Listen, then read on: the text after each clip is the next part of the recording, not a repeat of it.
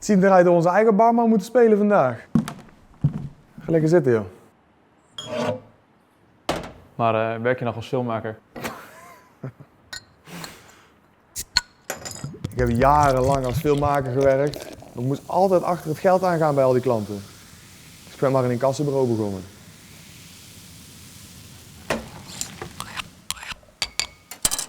Weet je wat een incassobureau doet? Nee.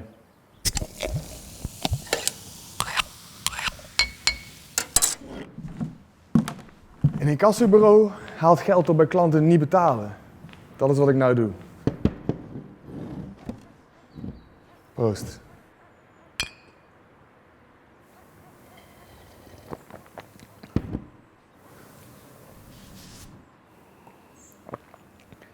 Ik heb nou echt een fucking moeilijke klant. En ik moet gewoon het geld binnenhalen. Ik heb je hulp nodig. Ja, dat kan. Ik heb daar zo mijn manieren wel voor. Dan krijg je €250 per klant.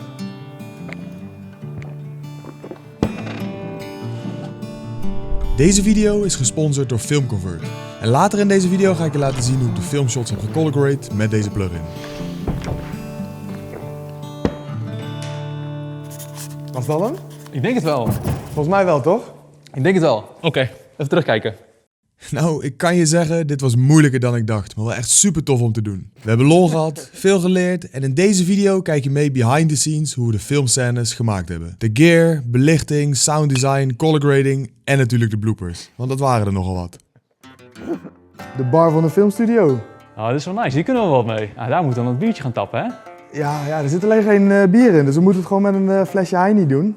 Ja, die ligt ook Goed nog klaar. voorbereid. Hey, maar het is nou nog even iets te modern hier. Hè? We hebben die kerstballetjes nog, daar die HDMI-kabel, dus moeten we even een beetje opruimen. Ja, dan moeten we wel even een beetje aanpakken nog inderdaad. Nou, top of Zo, niet? prima, ja, dat denk ik ook wel. Dan zijn we terug in 1880. Want ik ben namelijk uitgedaagd door FilmConvert om een echte film te gaan nabootsen. Ken je Django Unchained? Ja, wie kent dat niet? Het is, zoals je ziet, avond. De scène is overdag geschoten met veel daglicht, dus dat moeten we straks gaan nabootsen. Ja. Uitdaging nummer 2. We hebben natuurlijk niet oneindig veel lampen hier. We moeten Klopt. het doen met 4 basic filmlampen eigenlijk. Uitdaging nummer 3. Wij zijn 2 jeugdige, frisse, moderne gasten. Ja. In de scène zijn het natuurlijk 2 cowboys in een meer western setting. Dus ik wou er eigenlijk een beetje een moderne twist aan geven. Deze scène, dat hij zegt van, ik ben geen tandarts meer, ik ben nou bounty hunter. Eigenlijk wil ik dat jij zegt tegen mij van, ben je geen filmmaker meer? En dat ik dan zeg, nee, ik ben geen filmmaker meer.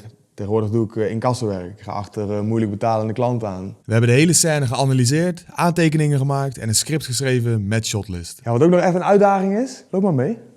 Ik heb niet echt veel ervaring met shortfilms of dat soort dingen. Jij wel? Nee, ik ook niet, nee. Maar ja, dat is het leuke juist, Dat is opdracht, juist, toch? dat is juist een mooie uitdaging, ja. Dus ja, ik heb veel ervaring met licht en dat soort dingen, maar meer in die corporate hoek, weet je wel. Ja. Interviewtjes en zo. Ja, ik heb hetzelfde inderdaad. Maar dat is juist leuk, zo'n uitdaging. Een beetje trial and error, zeg maar. Ik heb mijn A7S3 rig met hierop de 35 mm. We zagen net best wel wat mooie neutrale shots. Ik denk dat het 35 mm was. 50 mm G-Master voor die mooie neutrale medium shots. 85 mm f1.8 voor die close-up shots. Ik heb hier een filtertje op zitten. Dit is het Freewell magnetische variabele ND-filtersysteem. Nou, het ND-filtersysteem ga ik niet gebruiken, maar wel de Mist Base. Een gewone Pro Mist die geeft heel veel flares. En omdat we dus best wel wat dominante lampen in de achtergrond hebben, vond ik dat too much. En deze geeft wel het mooie zachte effect, maar niet die heftige flares. Dus vandaar deze. En ik heb deze Atmosphere Aerosol Spray om toch een beetje mood in de lucht te krijgen. Godox SL60 Waze, eentje als backlight waarschijnlijk en eentje buiten om het daglicht na te bootsen. Dit is de Godox VL150 en een mooie lantaarn softbox. Gaan we eerst even aan de slag met de lampen om het daglicht na te bootsen. Daarboven is de bar. We gaan eens kijken wat er gebeurt als ik hem aanzet. En is het wat? Voor mijn gevoel ziet het er nou uit alsof het 's avonds is en dat we 2 lampen hebben buiten Ja, neergezet. dat heb ik inderdaad precies hetzelfde. De zon geeft toch echt een knal, hè? Die heeft echt heel veel power. En dan krijg je ook die lange schaduw hier. Dat zag ik dus vanmiddag. Ja, of we even kijken of we een beetje kunnen bouncen misschien of zo. Ze hebben niet meer power dan dit. Als we gaan bouncen, dan raken we alleen maar meer kwijt. Dat is waar, ja. Ik denk dat we geen keuze hebben. We moeten gewoon draaien. Het is wat het is. We hebben onszelf een uitdaging gegeven. Precies. We hebben een paar uurtjes. We gaan het vanavond doen. Moeten we het ook gewoon gaan doen. Een serieus gezicht, Martijn. Ja, maar dat is een serieuze opgave, hè? Precies. Ik ben ook een beetje gespannen, hè? Het moet wel lukken natuurlijk allemaal. Wat dus zo mooi is aan de FilmConvert plugin, is dat je van je color grade een LUT kan maken. En die kan je op je externe monitor zetten, zodat je goed je beeld kan beoordelen. Eerder vandaag had ik even de set geprept en een testshot gemaakt die ik ben gaan graden met FilmConvert. Ik film vaak met overbelichting voor minder noise en meer dynamisch bereik. Het is dus handig om LUTs te maken die de belichting naar beneden trekken, zodat je goed je plaatje kan monitoren. Via het SD-kaartje kan je LUTs inladen op de monitor. Nou, hier in het menu kan je die aanzetten. Hij staat nu op de base LUT, maar kan ook kiezen voor -1,5, -1, -1,5 of -2. En voor dit shot is de -1,5 precies goed. Oké, we gaan beginnen met shot nummer 1. Ik kom hier binnenwandelen door de deur. Wat denk jij, is dit 50 mm of zo? Ja, ik denk het wel. En wat me sowieso ook opvalt, is dat het anamorphic geschoten is. Ja. 21/9. Daar gaan we rekening mee houden. Ja, wat me ook opvalt in dit shot is dus het licht. Hè? We hebben nou het daglicht aan die kant gecreëerd. Dat zie je ook hier. Hij heeft een keylight aan deze kant. Ja. Die kant is donker. En dan kunnen we hier mooi nabootsen, want we hebben hier het daglicht van buiten. En we kunnen het ondersteunen met onze keylight met lantaarn. Het ziet er nou uit dat we onze eigen barman moeten spelen. Ja, acteren is lastig, hè? Take 7. Het ziet eruit dat we onze eigen barman moeten spelen vandaag. Dat is echt erg.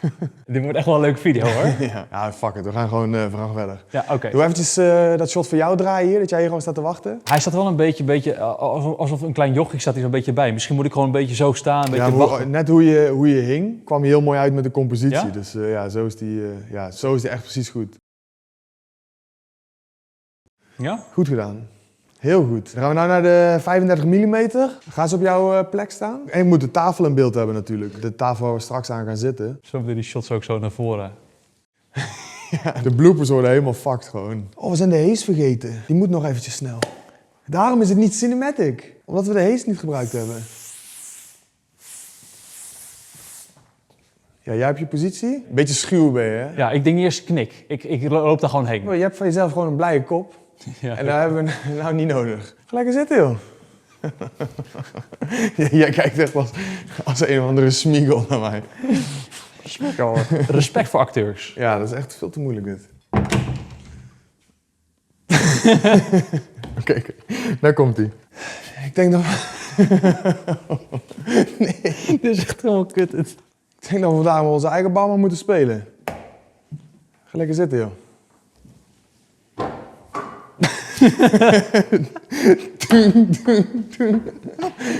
Die was goed, joh. Ja, die was goed. Als ik me omdraai, waarschijnlijk snij ik hem gelijk al weg. Ja, daarom. Ja, we moeten ook die backlight nog aanzetten hier. Om die extra punch te geven aan die achterkant. Ja, deze lamp moet wel een beetje diffuus worden, anders krijg ik keiharde schaduw. Misschien gebruiken we gewoon een paraplu hiervoor. Bij de eerste take ging het mis met de autofocus tracking, dus je ziet dat hij mij kwijtraakt. Daarnaast was ik ook mijn tekst vergeten, dus mooi nog even opnieuw. Bij take 2 liep ik eerst naar voren, zodat Paul goed mijn gezicht kon selecteren voor de tracking. Daarna naar achter gelopen en het shot gemaakt. En? Ja, hij heeft hem nog steeds. Een incassobureau haalt geld op bij klanten die niet betalen. Dat is wat ik nou doe. Proost. Dat ging niet wel netjes van, denk ik. Ja, ik denk het wel. Please, autofocus, please. ja. Ja, dat is mooi. Dat is top. Want misschien kan ik hem dan beter autofocus tracken op jou. Als ik dan wegloop, dan ga ik naar onscherpte toe. Maar dat heeft hij sowieso toch wel, als je manueel op mij op gewoon hebt. Oh ja, natuurlijk. Dat is nog veiliger, ja. Nee, top.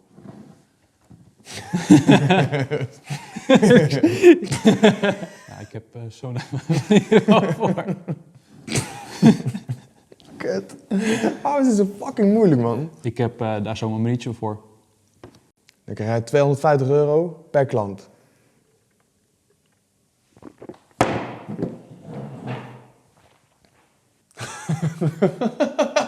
Dat is echt wel, dat is veel. Dat is gewoon een halve fles. Het was echt veel. Oh shit. De wijde shots staan erop. Nog even een close-up met de 50 mm om ertussen te snijden. De focus zetten we handmatig op de plek waar het glas terechtkomt. Bij het volgende shot hebben we een beetje vals gespeeld, omdat we de gordijnen in de achtergrond wilden hebben. Dit is wel echt een beetje een backlight shot, maar ik wil wel een beetje licht houden op jou. Ook nog een reflector erbij gepakt om toch een beetje licht te geven op Paul zijn gezicht. En dan is dit de uiteindelijke setup geworden. En hiervoor hebben we ook weer de 50 mm gebruikt. Proost.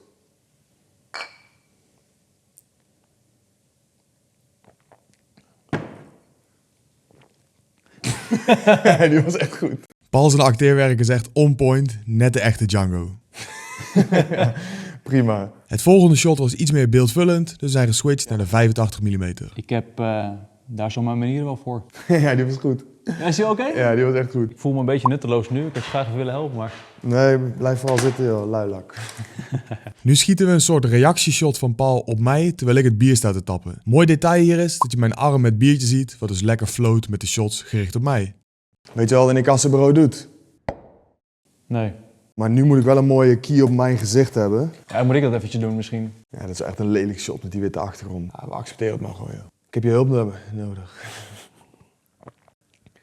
Ik heb nou echt een fucking moeilijke klant. Goed genoeg. Hier gaan we een medium shot maken op 50 mm van mij bij de bar. Het kader en de hoek is net iets anders dan het voorbeeld, maar dit kwam gewoon het mooiste uit met mijn lengte en de hoogte van de bar. Maar ben je nog steeds filmmaker of niet? Weet je wel wat een incassobureau doet?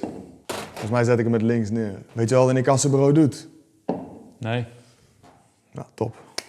Oké, nou alleen nog de biershots dan. Heel typerend voor deze close-ups was de mooie backlight en de warme gloed die je zag, dus dit proberen we na te bootsen. Voor het gemak zijn we voor handheld gegaan en we schieten op 50 mm. Er is een mooi brandpunt hiervoor en die kan ook redelijk dichtbij scherp stellen. We schieten richting het licht, maar dit was niet genoeg, dus ik deed even een test met mijn telefoonlampje. Het werkte top, dus ik pakte mijn lamp met pinhole om een spotlight te maken vanaf de achterkant. We maken eerst een shot van het flesje openen en we checken goed de compositie om niet te veel bier te verspillen.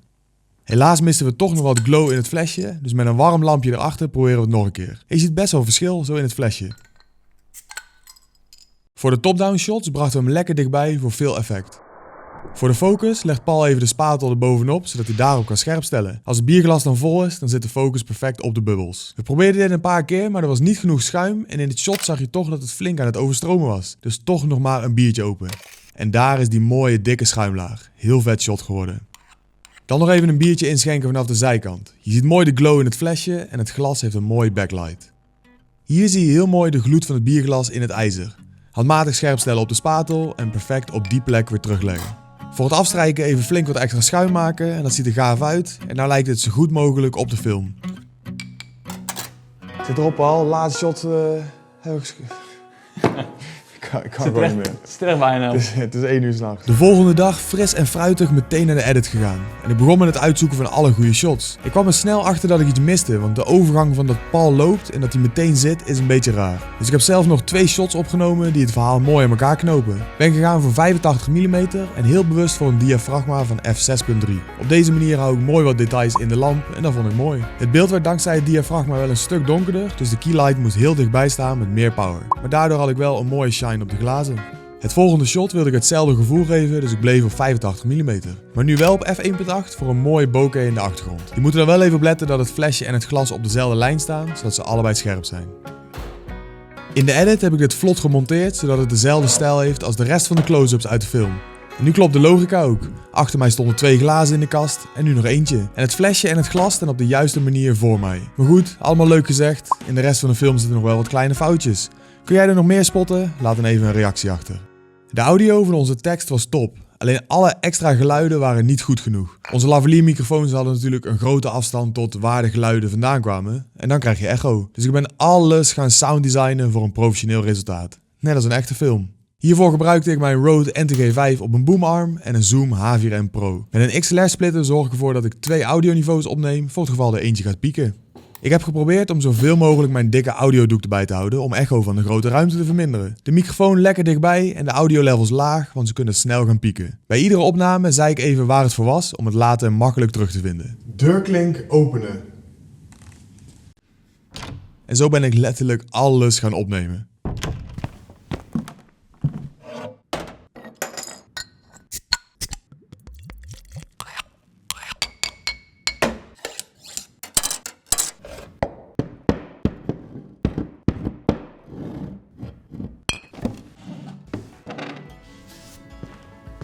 In de edit leg je de beste stukjes audio er perfect onder en je knipt de slechte stukken weg. Uiteraard ook even goed levelen met de rest van je audio.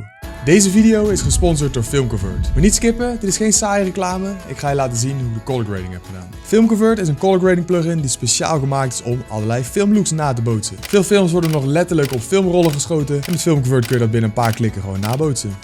Hierboven kies je jouw camera en profiel, zodat de plugin perfect wordt afgestemd op jouw instellingen. Hieronder kun je de filmstok kiezen. Nou, dan kan je kijken welke je het allermooiste vindt. Maar je kan ook even op Google kijken met welke filmstok jouw favoriete film geschoten is. In dit geval is Django Unchained geschoten met Kodak 5213. Dus dat is de ene die ik kies. Filmcolor staat eigenlijk voor de intensiteit van de kleuren. Nou, over het algemeen laat je die gewoon op 100% staan om het maximale effect te krijgen. Met de volgende optie kun je het contrast beïnvloeden. Nou staat die op 100% en dan zie je dat hij mooi naar de 0 gaat op de waveform en hier aan de bovenkant ook hoog is. En je hebt een lekker contrast. Je kan hem ook helemaal verlagen naar 0, dan heb je geen contrast meer. Zelf zet ik me graag op 50%, zodat ik met de curves en andere instellingen het contrast helemaal naar wens kan maken. Dat ga ik hier doen bij Color Correction. Ga ik hier naar onderen naar de curve, maak even een standaard S-curve, deze iets omhoog, schaduwen naar beneden. En ik zie dat de blacks nog erg hoog zijn, dus ik trek de blacks een beetje opzij, deze naar beneden. En boom, ik heb mijn contrast weer terug. Nou heb ik een mooi contrast, maar ik zie dat hij nog een beetje overbelicht is. Dat komt natuurlijk omdat ik overbelicht schiet. En dat kunnen we aanpassen bij de exposure slider. Boom, stukje naar beneden. En het ziet er allemaal goed uit. Nou dat het contrast op orde is, kan ik ook goed kijken naar de saturatie. En ik zie dat hij nog een beetje saturatie tekort komt. Dus hieronder bij de saturation slider. Boom, gooien we die omhoog. Nou zit er dus genoeg kleur in. Nou kan ik ook goed kijken naar de witbalans. Ik vind hem een tikkie te warm, dus ik kan hier de temperatuur iets verlagen. Maar wat ik ook kan doen is spelen met de color wheels. Bijvoorbeeld de midtones wat koeler maken. En de highlights ook wat koeler. Dan hebben we hier de opties voor grain. En grain is heel erg typerend voor een echte filmlook. Dat is eigenlijk een beetje dat korrelige wat je soms ziet. Nou, hier kan je de film size kiezen. Ik ben gegaan voor 35 mm full frame. Als je bijvoorbeeld helemaal gaat voor 8 mm, dan zie je dat je veel grotere grain krijgt. Je kan ook ergens tussenin gaan zitten, bijvoorbeeld Super 16 of Super 35, wat dus eigenlijk APS-C is. Nou, ik vond de 35 mm full frame wel mooi. Maar je kan ook zelf alles met deze sliders gewoon aanpassen, dus de size kan je vergroten tot wat je zelf mooi vindt. Met deze curve hier kun je bepalen waar de grain gaat zitten. Als je deze omhoog doet, gaat de grain in de black zitten. Met deze in de shadows, met die in de midtones, highlights en in de whites. Zelf heb ik het helemaal standaard gelaten, want ik vond het eigenlijk wel prima zo. Dat heb ik ook gedaan met alle andere instellingen. Ik heb het lekker simpel gehouden, puur om te laten zien hoe makkelijk het is om te gebruiken en hoe snel je iets moois kan maken. Nou is de color grading van dit hero shot klaar, dan ga ik hem kopiëren naar de andere shots. Plakken en boom. Mooie kleuren. Ik zie wel dat deze nog een beetje overbelicht is, dus die gaan we aanpassen. Hup, exposure wat naar beneden, ziet er goed uit. Volgende shot ook iets overbelicht, terugbrengen. Ziet er ook netjes uit. Dan hebben we hier het volgende hero shot en die ga ik eventjes iets anders color graden omdat die heel erg warm is. Het zijn warme lampen en dan krijg je een heel andere gloed. Dus hier moeten we de temperatuur iets verder verlagen. Deze gaat helemaal die kant op. En met een simpele aanpassing ziet het er ook super netjes uit. Deze color grade ga ik weer kopiëren en plakken op die andere clips. Want die zijn namelijk onder dezelfde condities geschoten, ook onder die warme lampen. Dus ik denk dat het goed moet zijn. Nou, niet dus. Ziet er erg cool uit. Dus we gaan dit weer een beetje terugbrengen. Zo. Kunnen we ook naar de highlights gaan en die kunnen we dan een beetje opwarmen. Die kant op, midtones ook een klein beetje terug. En die ziet er mooi uit. Deze ziet er meteen al netjes uit, hoef ik niks aan te doen. Deze is ook een beetje cool, dus die trek ik ook weer terug naar het warme. Van deze moet ik de belichting een klein beetje tweaken, dus doe ik de highlights naar beneden. Midtones omhoog om het contrast te behouden. En dan de schaduw naar beneden. Nou laat ik het allemaal een beetje snel zien, puur om aan te geven hoe makkelijk het is. Normaal gesproken ga ik echt de tijd nemen en dan ga ik ook shots naast elkaar houden om het mooi te laten matchen aan elkaar. Dat doe ik met deze optie. Nou heb ik side by side 2 shots. Wat me nou opvalt is dat de gordijnen hier donkerder zijn dan de gordijnen daar. En dat wil je toch een beetje gaan matchen. Dus deze belichting gaan we nog een beetje terugschroeven. Zo. Nou zie je ook op de waveform dat de gordijnen gelijk zijn qua belichting. Wat me verder nog opvalt is dat hier de gordijnen wat warmer zijn dan aan deze kant. Dus dit shot ga ik nou iets opwarmen in de highlights. Zo, gaan we hier naar beneden. De highlights zijn nog een beetje cool. Dus die gaat omhoog. Nou, deze aangepast, gaan we die andere nog een klein beetje aanpassen. Ietsjes koeler. En de match ziet er perfect uit. Dit was mijn allereerste ervaring met FilmConvert. En dat was heel erg makkelijk. En het resultaat is gewoon heel erg mooi geworden. Wil je het nou zelf eens proberen? Download dan gewoon de gratis trial. Kost niks, kun je alles uitproberen. Wil je het aankopen? Dan kan je mijn kortingscode DEUGD10 gebruiken voor 10% korting. De color grade was naar mijn mening echt top. En de rest van de film ook. Maar er zijn zeker verbeterpunten. Zoals de consistentie. Ik had er echt mijn best voor gedaan, maar het kon nog zeker beter. De volgende keer ga ik het script en shotlist van tevoren perfect uitwerken. Dat helpt met de consistentie, maar dan kunnen we ook veel sneller werken. Dit shot over de shoulder is op zich top. Maar ik denk dat het beter was als ik links in beeld was en Paul rechts. Aangezien we ook zo zitten in het wijde shot. De locatie zelf kan ik natuurlijk niet veranderen, maar het zou perfect zijn als je een goede locatie hebt die mooi is in 360 graden en niet alleen maar één kant op zoals deze bar. Het nabootsen van het daglicht had ook veel beter gekund. Alleen overdag shooten is eigenlijk geen optie, want hier heb je maar een hele korte tijd zonlicht doorheen. Dan moet het sowieso toevallig mooi weer zijn en daarnaast draait de zon erg snel, dus het licht verandert continu. Je kan het beste het daglicht zelf namaken, maar dan moet je wel enorm krachtige lampen huren. Het eindresultaat van de film ben ik echt trots op. De shots, editing, color grade, sound design, muziek, ik vond het top. Natuurlijk geen perfecte replica van Django Unchained, maar het was best aardig gelukt om bepaalde elementen over te nemen. Ik hoop gewoon dat ik je heb kunnen inspireren om ook een keer zoiets te gaan schieten. Kijk hier nog een behind the scenes of check even de hele playlist. Laat een dikke like achter voor deze video. Vergeet FilmConvert niet te checken, ik vind het echt een aanrader. En dan zie ik jou in de volgende video. Later. Proost.